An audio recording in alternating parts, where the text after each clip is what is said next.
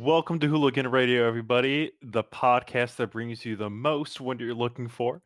I am Zach, and I'm joined by my two beautiful co-hosts, Isaiah and Josh. How you both doing today? I'm doing pretty well. How about you, Josh? Doing great. Ready for these to talk about the Halo TV series and some other stuff. Yes, we have a pretty jam-packed episode coming to you today. We're going to talk about the Halo TV series and some of the other video games made into shows.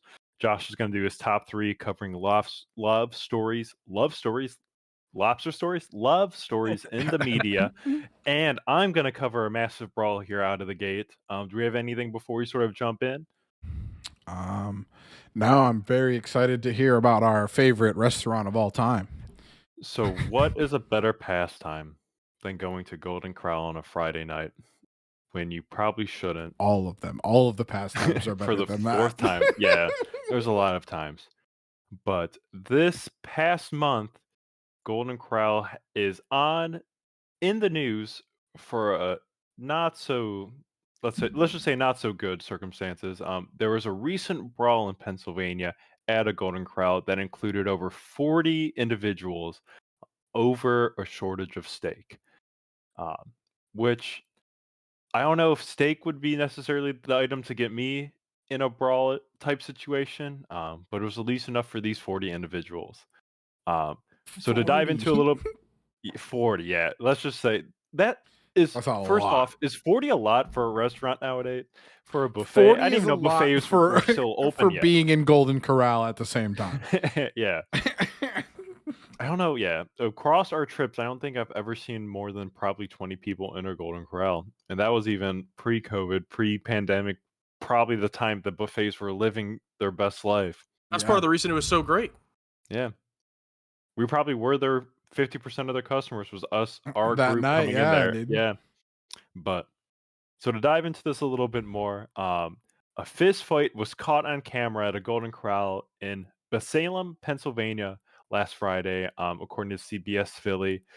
More than 40 individuals were seen across a 4-minute video posted on Facebook, erupting in a violent brawl across a shortage of steak in the Golden Corral restaurant. This is one of the only we've been doing this podcast for years. This is one of the articles where I actually saw the video before Zach brings it to us from the Toronto Sun. This was on my Facebook. Somebody, I That's don't know awesome. who, shared it, and I got to see the brawl Mhm. before Zach That- reported on it. I love that. I love that it's seeping into your My media real before life. it gets to me. Absolutely. But man, I couldn't. First off, like I mentioned, I don't know. Steak's not pushing me towards that limit. What food item, whether it's at Golden Corral or not, is going to push you towards that fighting stance for a shortage? If they rang some sort of bell and said, "This is the last bag of soft serve ice cream," I'm brawling. Only I'm soft fucking serve ice. going, baby. Damn. That's all it Yeah. takes. I was gonna Yeah. say the mac and cheese probably. Damn. You guys are going. I'm sorry, but you guys are going pretty low for Or what? What some would of you these. say? I don't know. I would imagine like it would have to be like a lobster tail or like They don't have some like lobster Nah. tails at crab leg. fucking Golden Corral. Yeah, they do. You got those limited edition times going. You got that's the reason why they're fighting. But at Golden Corral for the side dishes that you just want to eat 3 plates Only full the of. side Yeah. dishes. Yeah. I really That's do. fair. I mean, what entree do I get when I go to Golden Corral? I mean, I guess maybe I'll grab like some turkey or something. Like I'm Grab really some not fried stuff, yeah. when they have the ribs or whatever. But yeah, the sides are where it's at. Yeah, that's right. I mean, that's fair. But luckily, no serious injuries were reported. There were a few individuals, of course, both arrested and taken to the hospital for precaution. Again, I don't think there was any necessarily serious injuries or necessarily arrests made. I think pretty much it was sort of just the brawl and sort of everyone went their separate ways. Um, but yeah, I'm happy. First off, I'm happy to see that buffets are still thriving right now or still alive. But I don't think this is the best way to keep them going. This is probably since this Golden Corral articles come out. I think I've seen 2 to 3 other articles about fights in similar buffets. Not necessarily Golden Corral, but just other buffets across the United States. And The what real pandemic is the fights at buffets across the United yeah, States. it's just like, did people forget how to behave in some of these Probably. situations? Mostly, yes. Just completely gone stir crazy, and they're like, "Oh, dude, this is my first bar fight since COVID," and the Mhm. bar is actually the full condiment bar at fucking Golden Corral. Hmm. The last thing I have here on the article is that according to two families who were in the altercation, um, first, the Golden Corral was said by saying that actually wasn't a shortage of steak, and the altercation happened due to two parties getting involved with one another, due to an altercation with one family accusing the other of cutting in line. Um, and then the other one essentially said that, and the other family started it. But regardless, 40-person brawl at a Golden Corral. I don't think anything would have been better to see on a Friday night. It would have been absolutely wild. 100%. Like, if there was ever a brawl at a place I'm eating, I'm going to be the guy who puts it on Facebook, first of all. And I would also be making up the story that they were out of steak. That would have been my part of the spin on it. Got to roast the Golden Corral too, and they were out of steak. They were running out of steak, so these people literally fought.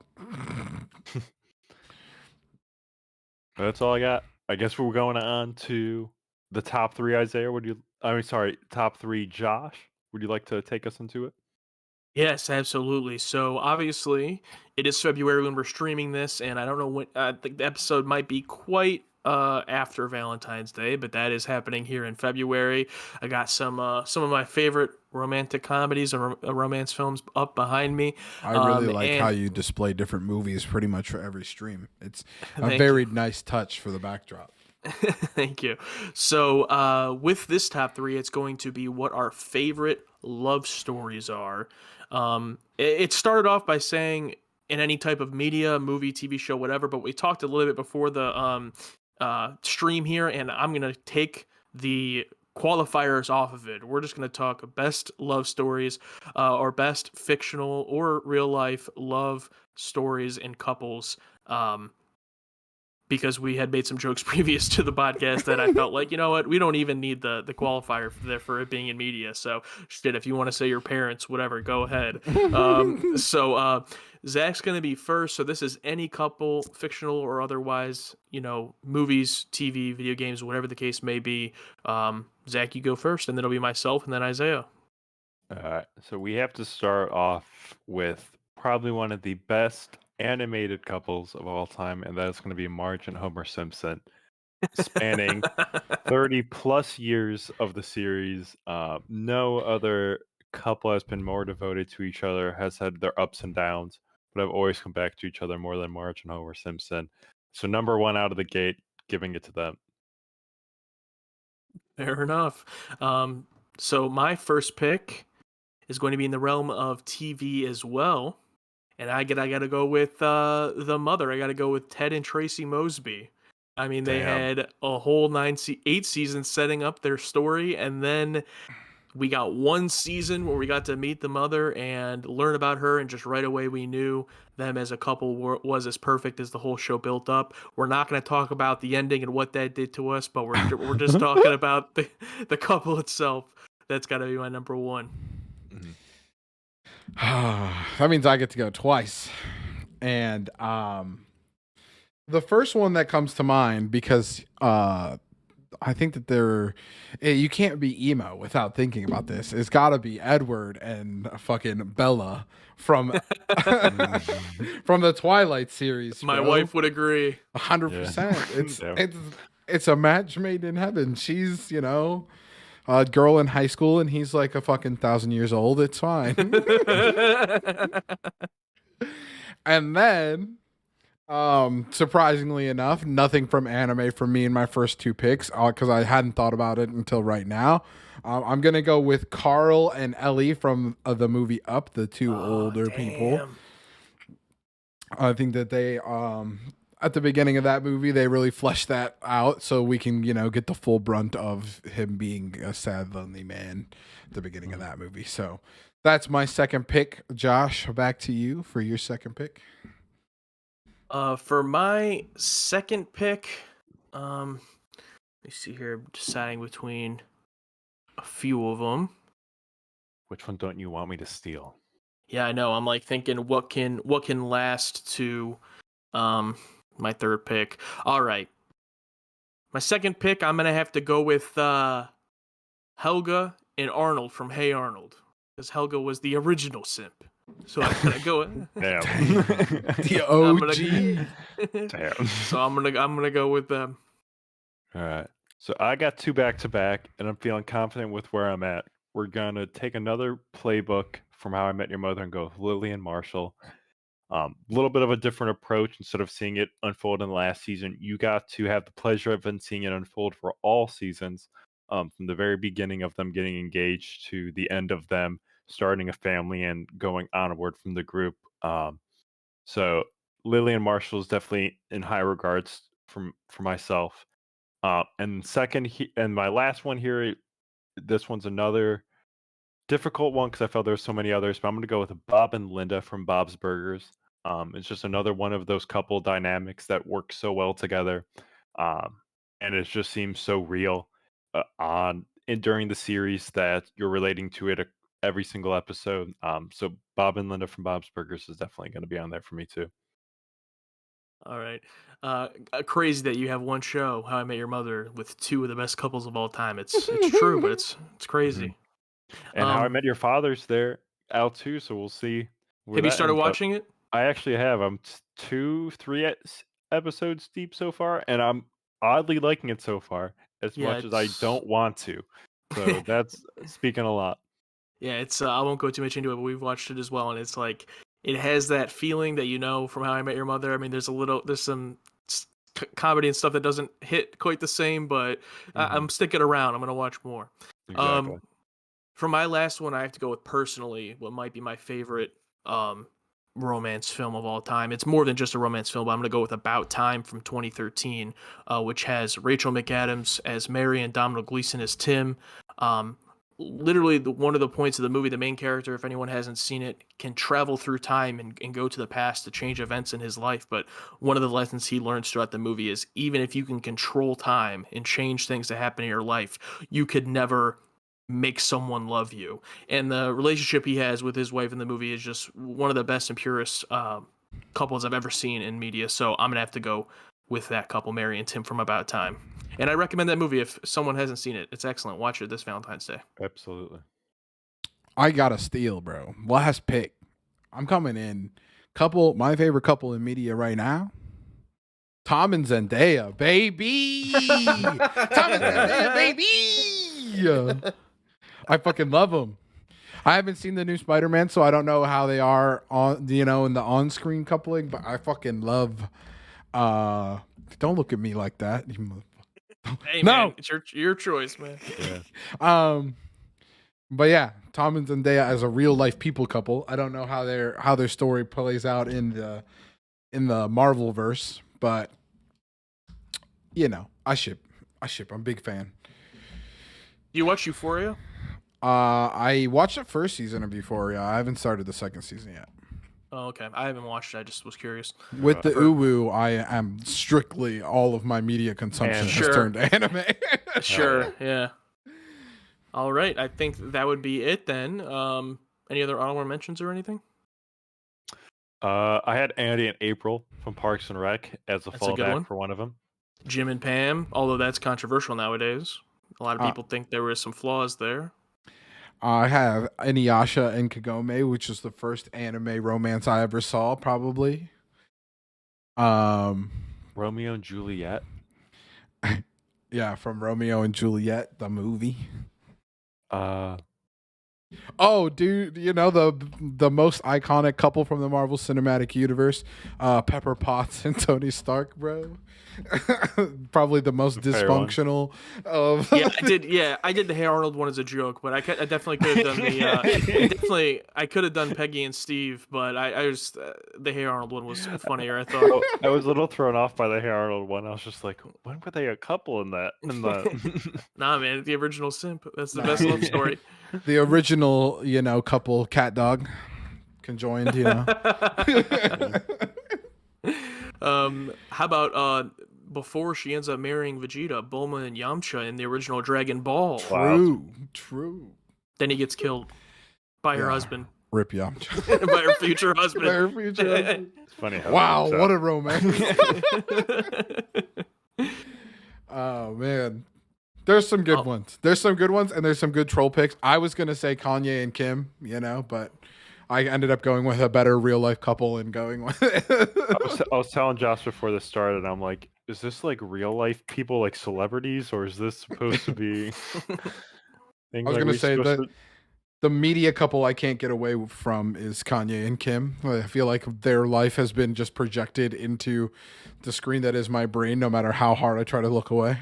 I just want to follow Pete Davidson and only him to figure out what his life is. 100%. All right, Zach or Isaiah, you ready for the main topic? Yes, sir. So recently they released the first trailer for the new Halo series TV show. Have you guys seen that?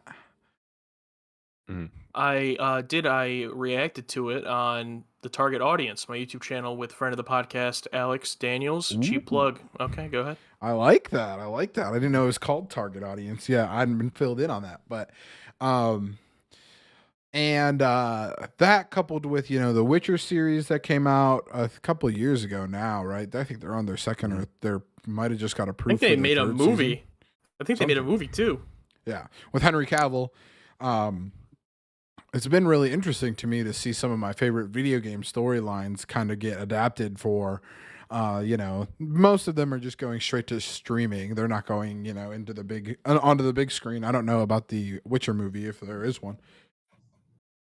But I was wondering, are you guys a fan of the video games being changed into TV series? Of the ones that we have seen being The Witcher, and if you guys have seen The Witcher or the Halo one, are you excited for it? Zach, you can go first. It necessarily doesn't matter to me if it's a video game series or not, whether it's just done good. I guess at least whenever it comes to a video game series with me, it just sort of has a little bit to live up to, especially if it's a good game, such as Halo, to where you don't necessarily want it to just be like not good. Essentially, you just don't want it to either stray away from what it already has been, or you don't want it to corrupt the story that's already been in place, filter away from it. So I feel like that's where a lot of some of these issues come with these video games. I haven't watched The Witcher series, but I've heard some real good things of it. I shouldn't say that. I've watched a few episodes of it, but I haven't necessarily seen it all. But at least that's giving me a little bit of hope for some of these video game series, because we definitely haven't necessarily had the best track record for them in the past. Yeah, I Yeah. completely agree with that. Go ahead, Josh. Yeah, I haven't seen The Witcher. My brother Chris, another friend of the podcast, he big fan of The Witcher. He's told me to watch it, but I just throw it on the list with 1,000 other things that I need to watch. But so I haven't gotten around to it yet. But I know that it has a lot of praise, so that seems like a good example. But I haven't seen anything like that. As far as the Halo goes, when I reacted to the trailer, I didn't know anything about the show, and I was a little bit confused because I was like, this doesn't really look like the game. I don't know where this falls into it. And people did comment and let us know that apparently the show is going to be its own thing. Like, it's using the characters in the story, obviously, but it's not like canon to any of the games. And Alex was a little bit disturbed by the fact that it's just some random guy playing Master Chief, and not the original. Which, I mean, I don't know if you're going to get the original voice actor to play him. I was a little bit more understanding of that. But overall, I have The guy Paramount who's Plus. playing him's he's been in a lot of things. It's not like just some nobody or anything like that. Yeah, but as far as like the Halo franchise, he's just stepping in from my understanding. But I have Paramount Plus, which is where it's going to be, so I'm sure I'll check it out. And seeing the energy sword was fucking awesome. Yeah. Mhm. I think that was the number one thing is I've got a lot of friends who are super fans of Halo, and I guess they got the original voice of Cortana, but they did not get the original voice for Master Chief. Like you said, I probably have heard a million different reasons why they couldn't do it, and I completely understand. I'm not super bent on it either. Um, but I think it looks cool. I think that the special effects is pretty much like I'm like, oh, if they nail it in the special effects category, it's gonna be a cool show because that's pretty much all sci-fi ever feels like to me is like, hey, we're pulling off pretty cool special effects going on here, and like you said, seeing the energy sword was dope. Um, but yeah, I actually never watched The Witcher either. I think I might have started it and I was like, okay. But I was never a big. I played Witcher 3, but I was never like a big Witcher fan, so I never knew where like the story intertwined if it was like following the game storyline put into a show because I think that's one of the things that a lot of people failed, right? Because if they were to make Skyrim into a TV show, right, which is essentially what they're doing with The Witcher, do you just make the main storyline? Because 90% of people who play Skyrim don't necessarily are super fond of the main storyline. They're just like a fan of the game. So I think Mhm. that's where like one of the biggest like disparaging thoughts comes from a lot of these things is because like if I experienced the game one way, will this show depict it that way? And I think that the Halo series is good because, like you said, they're not doing the game storyline. They're doing a different storyline, but these characters exist in that storyline, which seems like it's like a prequel type beat where like this is before the events of Halo 1 actually happened. So that's cool. But yeah, I think that there is a lot of pitfalls, like Zach was saying, whenever it comes to this kind of stuff because of the people's nostalgia of this. And, you know, I mean, what? There's been countless of other video game related movies. Like, I mean, the first one that comes to mind is what? The Mario and Luigi movie. That one necessarily didn't tickle a lot of people's fancy and had not a lot to do with the game. Like, very confusing. Um, but I would be interested in thinking, is there any game that you guys specifically would be like, oh, if they made a TV series out of that, I would seek that out to watch. Um, Halo is probably one of the ones on my list that would be I like, oh, that's like a cool universe to build a show in. Um, so I was wondering if there's any other like game universes that you would want to see a TV show made out of. Mhm. Zach, you can go ahead and start on whatever one if you have one on the top of your head. Yeah, I'm thinking because you definitely want to go for the most cinematic ones or the ones that sort of fit that scheme, whether it's a movie or a TV series. And one that comes to bat first is BioShock. Whether you're going with the first one, which is probably the preferred one for me, or whether it's the second one or Infinite, but all three of those games really have a pretty cinematic storyline, ups and downs throughout it, twists and turns that I feel like can be portrayed very, or they can essentially be brought over to a TV series or a movie very well, from that game sort of standpoint. I completely forgot. I don't know, Zach, if you watched Arcane, the League of Legends animated series that they had there that came out a couple months ago. But that is also another way that you could turn your video game into a TV show, and I think that that was pretty well executed. It kind of gives you more of the backstory of some of the characters without having to, like read lore pages and shit like that. Hmm. So I think that's cool too. Kind of like using the show to expand on the universe in a Hmm. way, but not necessarily in how the game is like was played. Like the storyline of the game is not necessarily the thing in question, but the characters kind of get more developed from there or tweaked from Yeah, there to and make that's a more great way to sense. do it. Did you end up watching Arcane? Mm-mm. I At think least not you yet. I think you'll like it. Personally, I think you would like it. With your background in League of Legends, I think you'll have a good time with it if you do end up watching it. And I think there's going to be more than uh this season that we got. I don't know, remember if it got confirmed for more. Nice. Josh, you never played League of Legends. Did you watch Arcane? I know there was a lot of hype for it, but I didn't know if you Yeah, I did hear the hype about it, and no, I haven't watched it. I have heard from people that even if you haven't played League of Legends, it's good enough as a show to watch and understand what's going on. It doesn't like require you to be a League of Legends, follower to get it. So I may check it out. I just it's on the list. Yeah, yeah, I get that completely. I definitely had an idea. This is actually one that I've thought about before, but I think seeing the Halo trailer, I think it could really be in that same vein a little bit of the live action. I would love to see a live action Unreal tournament. That would But be sick. if they just did it as like a narrative and they make up a main character or whatever, like that'd be fine. But I would like to see it as a fictionalized version of basically like an American Ninja Warrior, where you do it as this, live sports broadcast where they just actually show an Unreal tournament. So instead of like following one character or a narrative, it's shown more as a sports competition, like what it was in the video game. And obviously it's a fictional show, but it's presented in that manner. I think that would be awesome. And they could do all the different modes from the game, like capture the flag, last man standing, and everything with all the brutal kills. I think that'd be really, really cool. Yeah, I think that would be absolutely wild. That would be so cool.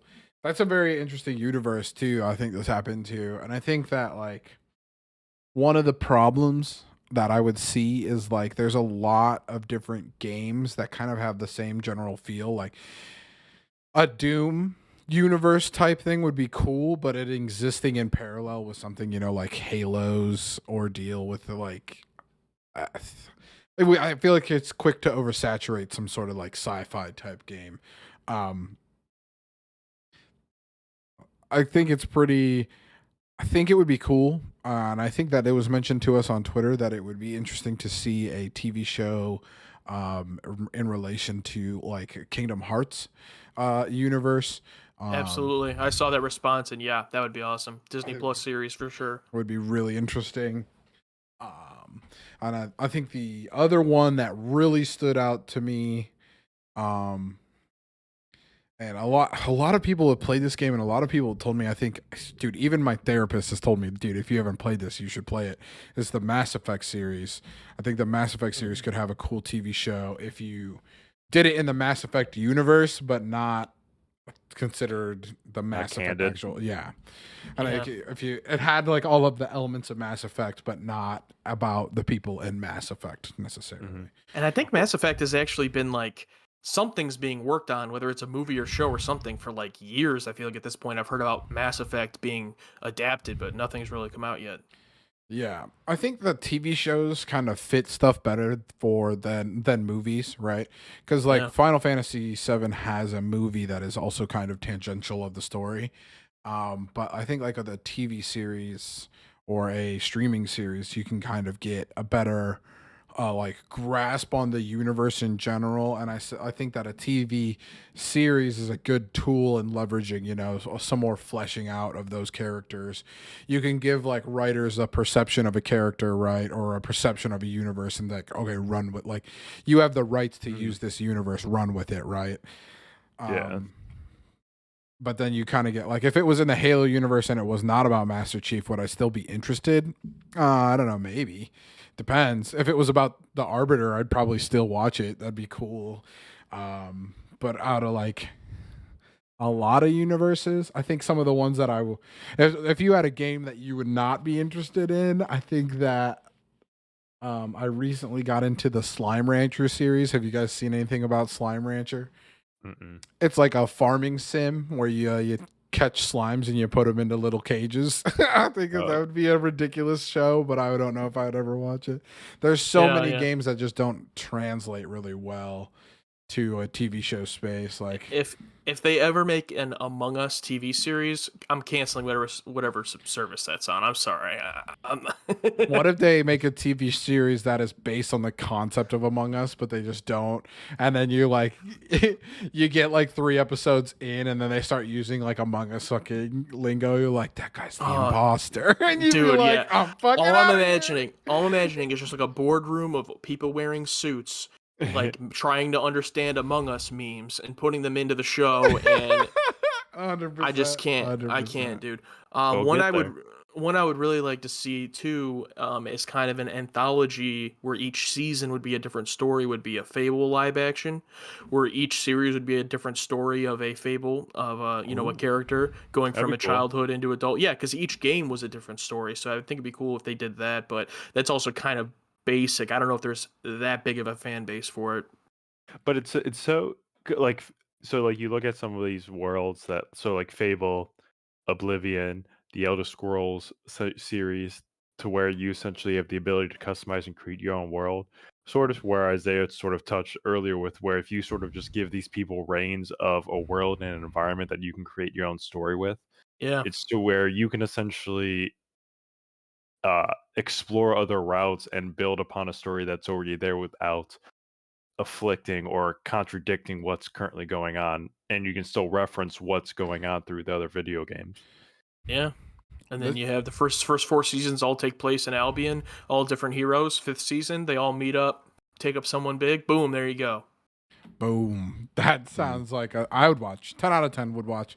Just pitched. I think that while you were talking about that, my brain actually went into overdrive. And I think that if they dropped a TV series on the whole ordeal that happened through Call of Duty Nazi zombies, I would be 10 out of 10 sold, dude. If we follow our cast of characters, fucking Richtofen and whatever the fuck the other guys are, like I'm in, bro. I'm so in to a Call of Duty fucking zombies like TV series that actually, I could watch and then understand what is happening in those games.